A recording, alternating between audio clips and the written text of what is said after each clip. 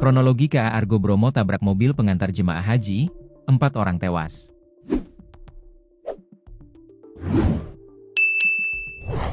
Kronologi kecelakaan maut kereta api Argo Bromo Anggrek relasi Gambir, Surabaya Pasar Turi versus mobil pengantar jemaah haji di Grobongan.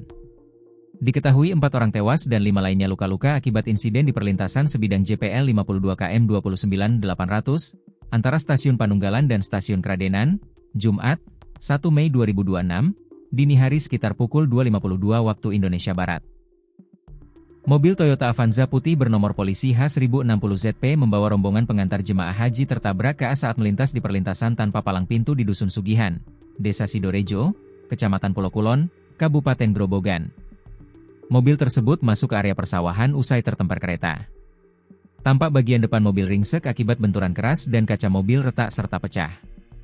Akibat insiden ini, kereta sempat melakukan berhenti luar biasa di Stasiun Kradenan pada pukul 02.54 WIB untuk pemeriksaan kondisi sarana.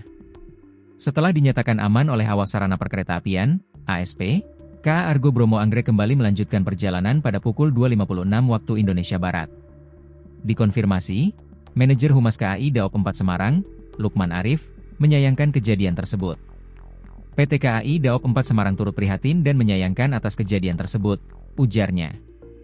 Ia mengimbau masyarakat agar tidak beraktivitas di jalur rel kereta api demi keselamatan bersama.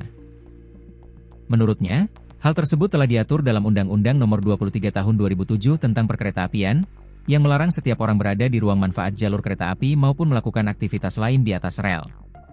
KAI Daop 4 Semarang, lanjut dia, akan terus menggencarkan sosialisasi keselamatan, baik secara internal maupun kepada masyarakat, sebagai langkah preventif untuk menekan angka kecelakaan di perlintasan sebidang.